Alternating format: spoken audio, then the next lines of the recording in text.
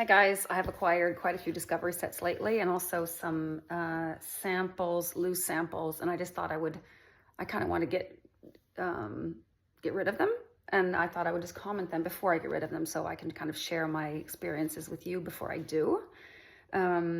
First of all, I've tried two fragrances from Diptyque, a house which I have not been so thrilled with. I think that the fragrances are quite boring and simple and kind of one-notey kind of fragrances. And the ones I've tried is, this one's called Corall Oscuro. And it's the note's actually quite misleading. I thought, reading the notes, that this would be kind of like a green, fresh, citrusy, really nice fragrance. But to me, it smells kind of like when you come into the tax-free, you're at the airport, you have a little jet lag, you're feeling a little wheezy already to start with, and someone has been really going at it with the wrong type of fragrances, like cheap. It's cheap perfume. It smells like cheap melon type aquatic perfumes. That's what this smells like to me. And someone wrote on Fragrantica that they get a hint of like green bell peppers, like, you know, it's like sharp, raw green bell peppers. And I'll have to agree, I get that too, that real green kind of note, but in the wrong way. It's not, I do like green notes, but I don't like it in this one. So this one is, I'm not gonna wear that again. The other one, however, I'll show you the box. It looks like this. They're very cute little samples, I'll have to say. I can't remember how much they give you. I bet it's on here somewhere. I think it's 2 milliliter. It's pretty good. But this is a really nice, I get the kind of feeling that it's only base notes, because this is it's a sandalwood fragrance, and it's called Bois Corsé. So like, I don't know if it's coarse wood or something, but it has a coffee note, and then it's like tonka. I'm not quite sure of the notes, but it smells, someone wrote it's similar to Serge Lutens' Santal Majuscule, if you're familiar with that one. And I did do a side-by-side, and they do have like part of the fragrance. See, that's what the samples look like. They're quite generous. I'm sure it's at least 2 mil, this one. Let's try and see if it's on there. No, it doesn't say on the bottle, or on the sample. This one, I think this one is, because I do really like Santal Majuscule, although I would not like I would never pick out a sandalwood fragrance like for an event or something, because I feel like it is a base note and it needs to be combined with other things to kind of make a complete perfume. I know the others see it differently, and Santal 33 here in Sweden is so, from Byredo. No, it's from Le Labo, sorry. Is like super, super popular. I was walking from the bus to the subway. There's this like long tunnel, and I smelt it on someone, like there was a trail behind her, and I immediately knew that it was Santal 33. And they all kind of think they're super unique to wear it, but they all wear it. Especially like kind of the hipsters of a special area of the city, the south part of the city. That's where they wear Santal 33 a lot. I think this is so much prettier. Bois Corsé, I do recommend to try it. These are a little more, I think, a little more pricey than Diptyque's ordinary line, and I think the bottles look slightly different too, but it could be worth looking into. I don't get much of a coffee note, actually. It's more, I would maybe have thought cacao, like cacao, tonka, sandalwood, perhaps, or something like that. So this one goes in a little bit different direction than Santal Majuscule. Santal Majuscule has something that has cacao too, but it has something a little bit floral over it. It's a little bit lighter. This is a little heavier. I just don't think, I'm not, it's definitely not full bottle worthy to me. So that was those two from Diptyque.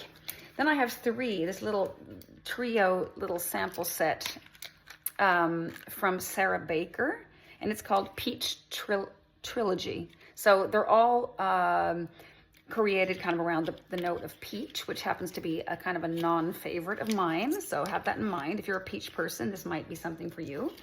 And they're called, one is called Rococo Pie, I think. And then the other one is called Pastel, something, let's see. There's a little brochure in there.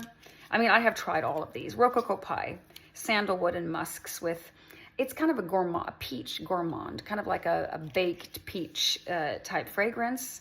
It is my favorite of the 3. Let's see, notes: peach pie, tangerine zest, coconut, walnut, jasmine, amber. I might actually try this again. sandalwood, milky notes, vanilla ice cream, and musk. I mean, this wasn't bad. It's just not my style, and I would prefer maybe that it was around, if it was a gourmand, maybe to base it on something else rather than peach, like to put peach right there in the middle. But Pastel Rumours is, okay, the notes are peach fruit loops, milk, ginger, cardamom, caramel, orris, custard cream, vanilla, and musks. This one was just not good at all. I didn't like it like at all. It smells kind of like a scratch and sniff fragrance to me. And Peach's Revenge, I've talked about before on this channel. It's kind of like a nice niche fragrance, but it has peach. And it also has guava. If you guys are into fruit, this might be one, and nectarine might be one to check out. But I'm just not going to spend any more time on these because I'm just, you know, like life's just too short. I have too little skin, too few days to wear perfume, that this is not where I want to go with that time I have. So I will be passing this little, but this is a cute little sample set. I'll be passing it on to somebody. Then I've also tried from Penhaligon's, one of the portraits. I might have mentioned it on the channel. It's an EDP and it's called the Omniscient Mr. Thompson. God, I don't even know what that means. I should definitely look that up. You know, my English is not that great, even though for those of you who don't, maybe you're new to the channel, I am half American. I have an American mother and a Swedish father, but I've grown up in Sweden, and I speak Swedish all the time, except to my kids. Kids and my parents and my sisters and brothers, we speak English. So, but Swedish is my strongest language, but English is my emotional language. So my vocabulary is probably not the same as, definitely not like my Swedish vocabulary or someone like my age who lives in the States. But this Mr. Thompson is actually the favorite of one of my perfume friends who also works at Gents, which is a perfume shop that does actually ship all over the world. I found out the other night because I was there at an event. So you might want to check it out. They have right now, they're selling out Borntostandout. I think maybe for a day or two more, 25% off. And also a few Rojas, and they have a few brands that are marked down 25% because I think they're shifting in new brands and things like that. But this one, she loves this one. She describes it. It has like sesame. It's a little bit foody. I think it's a sandalwood. Let's see if it has the notes here. No notes actually on the card. But it's kind of a milky fragrance, like a milky, kind of like Lost Alice by Musk Milano type fragrance, or Meander by Amouage. But this one has it's a little bit more foody, kind of like a chai, I guess. But it's sesame. It's sesame in here. I like it. I just don't love it. I'm not going to spend more time. But honey, what is it? It's my cat is meowing up a storm. I don't think he likes when his friend is out. I have one outdoor cat and one indoor cat. And he goes out, he'll go out for a few minutes, but he's really scared. What is it, sweetheart? And I just can't, I don't know. I guess he wants some sort of attention. All right, and then I have been wearing a fragrance. Yeah, he does this. He tears around the house, and then he calms down when his friend comes back in.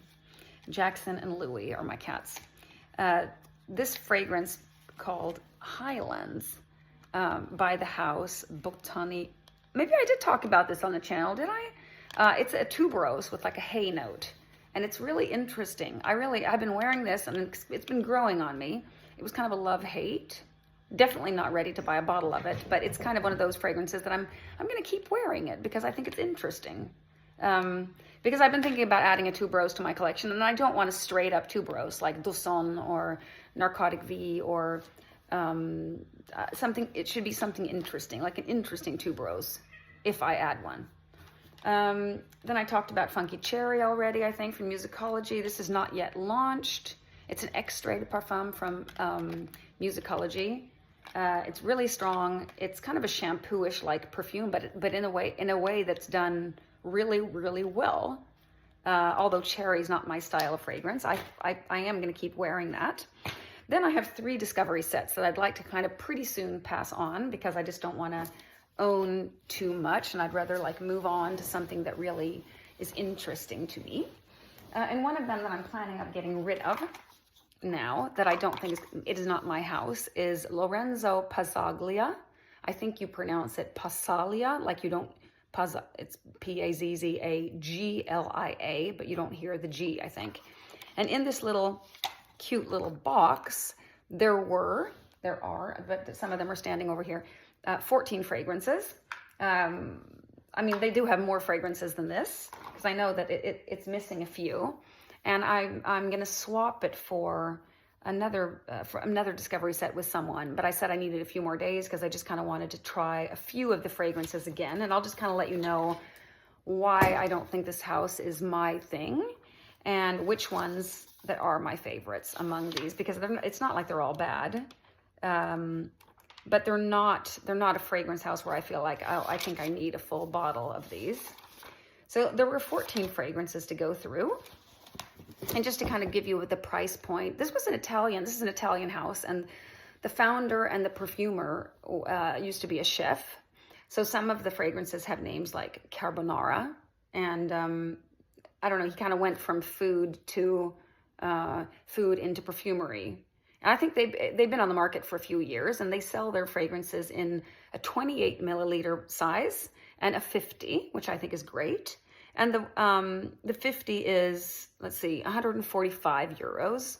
And the 28 is, I mean, I don't know exactly the euro, but okay, in dollars, it's about $120 for the 28. So it's, of course, better value for money if you're into volume, you know, good price per milliliter. Then, of course, the 50 is better. But just to give you an idea of like where they're at. And I think they sell them at Lucky Scent and a little here, a little there. But my overall impression with this house is that it's fairly synthetic. Like first of all, I think they lean a little masculine in general, these 12 fragrances. And there's some exceptions. They're masculine or unisex. They're none of these are lean feminine to my nose. They're either unisex or lean masculine. There are a couple of them, like Narcotix Citrus, smells like Aventus, I made a few notes, and I've tried them on paper, some of them have worn. Esco Pazzo is a masculine leather that I wouldn't wear. Bloody Smoke, I do like, and it reminds me a little of Caftan from YSL, but I used to own a bottle of Caftan and I sold it because I never wore it. So I might just try that on skin one more time just to kind of see. I think it has like pepper and incense and then something to sweeten it up. And then there is one that's really seems to be pretty popular that's called Vampire Rhum. I don't know if it's a play on words, like you're supposed to think vampire, like Vampire Rhum. It's that's one word, pie, P-Y, and then comes rum. And it's definitely a patchouli fragrance. This one I'm actually wearing right now on my hand with rum and vanilla. So if you don't like patchouli, this is probably not the fragrance for you. But it's not straight up patchouli. It has rum, it has vanilla, and it's a gourmand. And I wouldn't have thought of this, but several wrote that it reminds of Sin and Pleasure from Borntostandout. And I'll have to say I agree. And I even went up to check it out. I went and got my sample of Sin and Pleasure. Now I have it in my palm. And they're both quite oily on the skin. You can kind of see the oil. So there's a big concentration of perfume oils. But Sin and Pleasure is deeper and better to my nose. This Vampire Rhum is really, really oily and has a more synthetic vibe, but they are quite similar in style, for sure. The first time I tried this, I'd written it smells like vanilla pipe tobacco. So if you're into that smell, maybe it's something to check out. Then there's another one that many find similar to it. However, I don't, but it's called Van Extasyx. Extasyx. Like Van Ecstasy with an X on the end. And I can't, I have this one on this hand. I don't know if you can see it. My hand is quite oily still. It's kind of like I put lotion on or something. And this is a good half hour ago. This one I can't quite grip with my nose. It's like I can't grip the whole fragrance. Like I might be anosmic to a few of the notes in here. It's not at all as strong as Vampire Rhum. And it doesn't have a heavy patchouli. The first time I sprayed it, I thought it smelled like vanilla ice cream. There's something going on beneath the vanilla ice cream for sure, but it has a lot of different vanilla in here. Different kinds of vanilla, maybe. I don't know. I guess it's a pretty straight up vanilla fragrance. Just not my thing. Extreme Passion is a passion fruit fragrance. I think there might be other fruits in there as well. Not my thing. Fruity and sweet. Then there's one called Van Sea, salty sea frag with vanilla. The sea fragrances in this one are like 4 of them. One is called Sex Sea, Dream Sea, And then there's this one called Van Sea. So at least 3. I think there's actually a 4th, but it wasn't in here. They're actually pretty good. If you're into that, I've written on the Dream Sea. That's one of the ones I want to try one more time. That it's beautiful and that it is kind of like a church in the sea with a little bit of fruit. So that might be something I'd like to try again. And also Bloody Smoke, the one that smells a little bit like caftan. And then I'd like to try Carbonara again.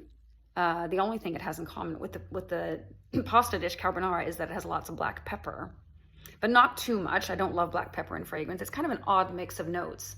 It has like spices, it has oud, it has vanilla, and it has coconut. So a little bit of a clash of notes, but I'm going to try it on skin. I've only tried it on paper so far. Evil Angel, I just have written, has everything in it. I might have to go back and try that. Again, Choco Raptor is incensey and woody. Nothing special, if I remember correctly. Sex Sea is nice, salty, ozonic, has citrus and algae. I don't know. It's not bad. I've written that it's nice. It's just not my typical thing. Well, it just kind of gives you, oh, and then today I wore, my scent of the day was actually Cherry Ink from this house. And I don't think it's good. And I'm not a cherry person, so like I said, but there are loads of notes in here. I mean, it has myrrh, it has ink, there's not a lot of an ink. You can maybe smell it a little bit in the beginning, but it does smell like a perfume. But the dry down, I don't think it's a terrible fragrance, but it's just not good. It smells cheap to me. And the dry down smells like a generic masculine designer perfume to me. And it has a little bit of a hint of an Aventus vibe, like that pineapple-y opening. A little bit synthetic and not so layered. It just kind of like all mashed up into one smell to me. And now I'm talking about the dry down. It does have the opening is different from the dry down, but once it's dried down, it's just kind of like one note to me. I just don't think it's good. It's not good. Cherry Ink. Funky Cherry is so much better. And I think my favorite cherry right now is Sirène. I have such a hard time with these French R's. Siren with an E on the end, from Fragrance du Bois. It's a cherry and oud fragrance. That is actually really good. And I think that leans feminine. And sometimes I just want a feminine fragrance. So like I get tired of things that are like always so unisex. I'm really into florals right now, like floral feminine fragrances. Very much so, actually. Okay, so that was Lorenzo Pazzaglia. I will be trying a few of those more. And what was my favorite? Maybe Vampire Rhum, because it has so much patchouli and it reminds of Sin and Pleasure, and I do like Sin and Pleasure from Borntostandout. Okay, so the next one is a sample set that I have from Pont des Arts.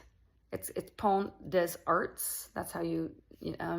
I think I have like 7 fragrances from there. Let's see. I did take notes on this one. And I'll just let you know which ones were my favorites. This is not either a house that most of them lean masculine. This particular one doesn't. You can see this is even like the juice is pink. They kind of show that, but all the other ones are kind of like black. These are black and they all kind of look masculine. Did I not take notes on this? Yes, I did. I'm sure I did. But there are a few, there are some master perfumers involved in this house. And one of them is Bertrand de Chafour. Yeah, I have 7 fragrances. And they're Bertrand de Chafour, and the other one is, let's see, Vincent Grandjean. So I actually hadn't heard of the other perfumers. I've heard of Bertrand de Chafour. And there's one really good one by Bertrand. It's called À chaque instant. Like it means every instant. At every instant maybe, or something like that. It's a chypre with galbanum and angelica and beeswax. And then it has all these florals in the middle. This one I want to wear again before I get rid of it, because this is really, really good. And has kind of a nice ambery base, or it has like ambery notes. It has earthy notes, benzoin, vanilla, myrrh in the base. It's tuberose. It also has tuberose and has a nice top. I love the galbanum opening. I mean, I'm really into chypre fragrances right now. This is really good. I like that. À chaque instant. And then there's one, another beautiful amber, also by Bertrand de Chafour. Accessoire. It means like this, at this evening, or on this evening. Whatever preposition would be appropriate there. My French is not that great. And it has all these like narcissus and pollen, yellow florals like ylang ylang, and it's really, really nice. This is just, consider this a first impression. I've only worn it once. Accessoire and À chaque instant. Those were my favorites. And then there's an ambery, masculine leaning fragrance that reminds me of Tower's L'air de Desert Marocain.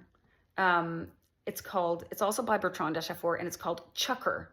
Chukker, Chucker.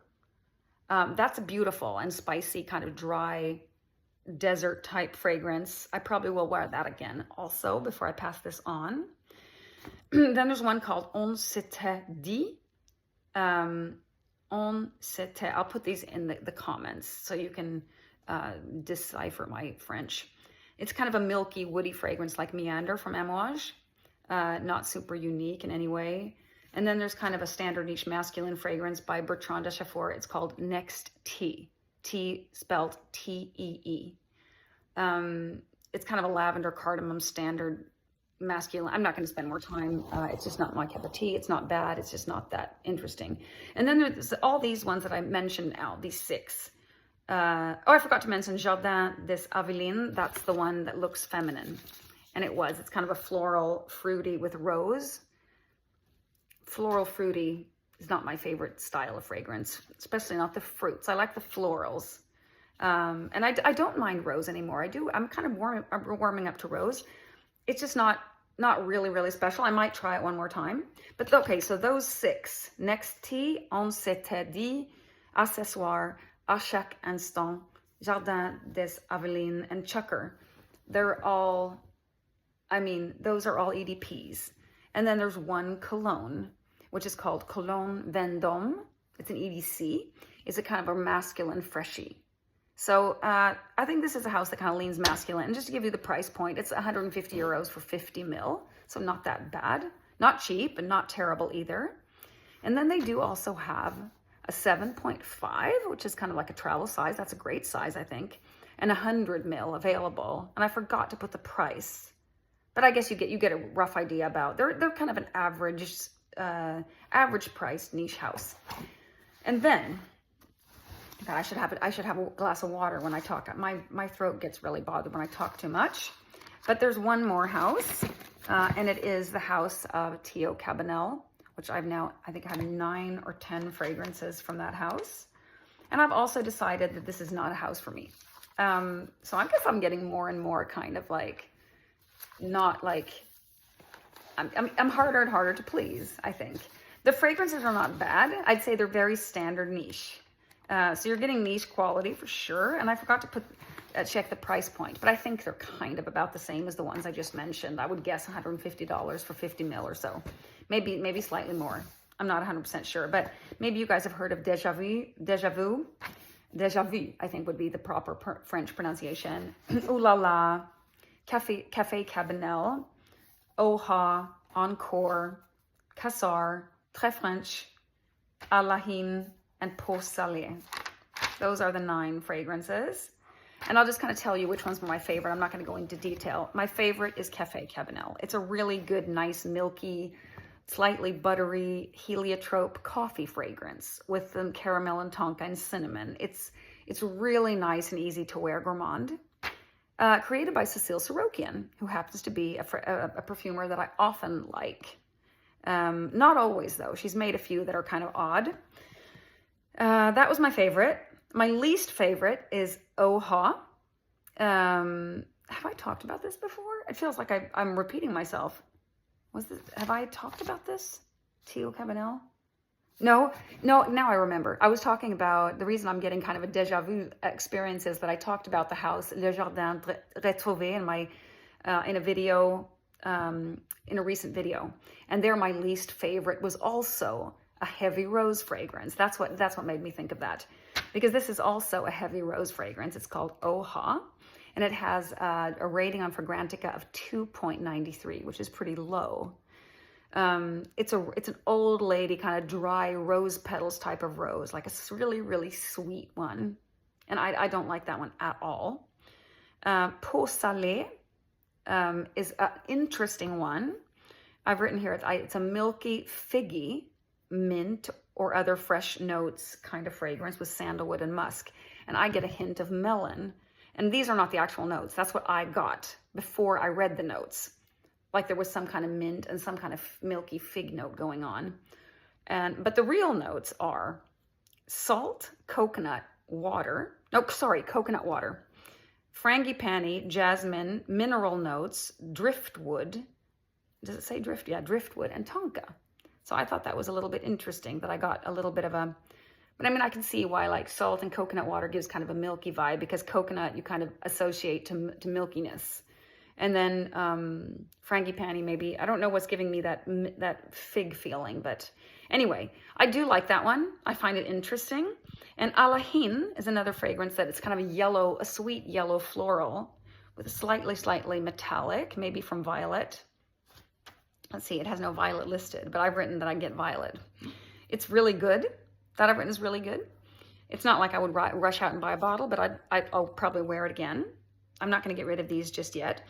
Then there's one that I've written that I will not wear, and it is Cassar. I've written that it's really strong. It's boozy. It has rose, leather, and I'm not sure about this one.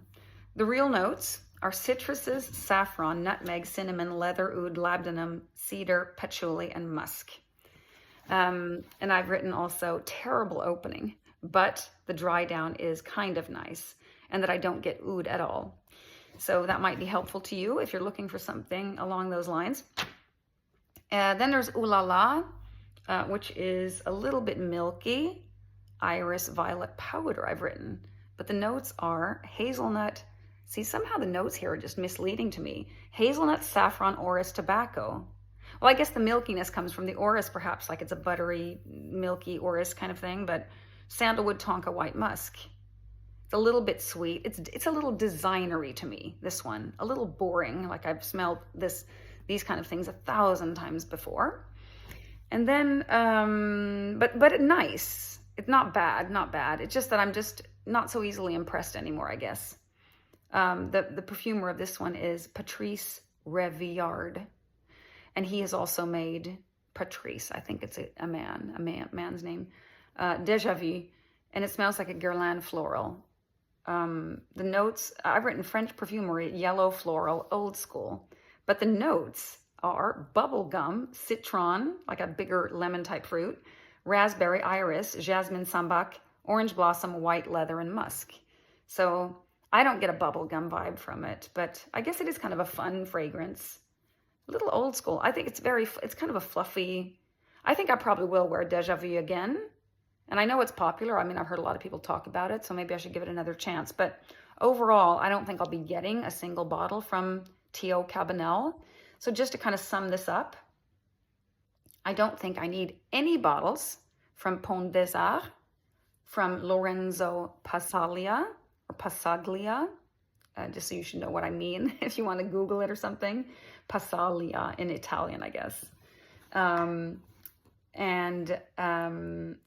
Teo Cabanel, from those three. I would be very surprised if I end up buying a bottle from any of these houses. I don't think I will. And speaking of bottles, I've just realized I'm not a full bottle person anymore. Like, I'm a sample person. I'm a travel size person. I'm a discovery set person. Decants, no more full bottles unless I can't get a hold of a smaller volume. And I absolutely love it. And it's not too similar to things that I already own. I just don't think it's sustainable anymore. I don't need to build. I want to downsize. I'm on a journey. I love trying new things, but I don't want to own full bottles of juice that are never going to get worn. I just think that's too sad. It's too sad. It's just kind of like, and I don't want to spend, too much time either on these like fragrances these Lorenzo Pazzaglia that I kind of half like, when I know there's I want to get back to my Pure Distance fragrances. I want to get back to my April Aromatics fragrances and my Exaltatum fragrances. Essential Parfums, I think, still has a few good ones that I want to go back to. And then all my bottles. I mean, I love my Chypre Palatin, my Le Lion, and I don't wear them enough. I want to, and Infusion Iris from Prada. I want to, you know, have time to wear these wonderful fragrances. But if I'm always buying new things, I'll never wear them. So, but I do have a new fragrance discovery set coming in from a Vietnamese brand called Da Nam. So I'm really looking forward to trying a perfume house from the other side of the world. And everything doesn't have to be European. So that'll be interesting. Maybe completely different than this. I have some kind of idea that it's softer perfumery, not so loud, a little more fine-tuned, maybe a little more floral, more tea notes perhaps. It'll be interesting. And I know a friend of mine, she's really into this Da Nam and Asian perfumery in general. So my journey continues, and these will be finding new homes soon, I think, these discovery sets. But I will be holding on to Teo Cabanel and Pont for a little bit longer, and then I will get rid of them and acquire new things, and also continue to wear things from my collection. Okay, that was a long video, guys. Let me know what you think of these fragrances and these fragrance houses. I'm really curious to know what you think of Lorenzo Pazzaglia. That's what I'm most curious about, because I find them kind of, I think I forgot to summarize. When I said that they would lean masculine, I didn't say what I think of them. And I think that they do smell synthetic in general a little bit. They lean a little gourmand. They're a little bit too much, too sweet, too loud, too unsmooth, too non-well blended, too... there's something about them that just doesn't... it's weird, because this one, Van Extasyx, it's hardly there. I can only smell kind of an oiliness with a hint of vanilla. It's only been on there for an hour. Van Pie Rhum is... Someone wrote that they're so potent. And I really don't agree. I don't think they're that potent at all. I just had like 2 sprays, but it's still there. But I'm comparing with Sin and Pleasure. Sin and Pleasure definitely better. There's something a little bit plasticky about this brand to me. Don't love it. We'll be passing it on, I think. But I will try through the Dream C one, and Sex C, and Van C, and also the one that was called Bloody Smoke and Evil Angel. I think I'll try those. And Carbonara. Carbonara is kind of one of the most popular ones, I think. That actually might be good. I'll give it another chance, but I think not. I think I'm getting kind of a grip of the DNA, and just not my thing. Okay, guys, that was it for now.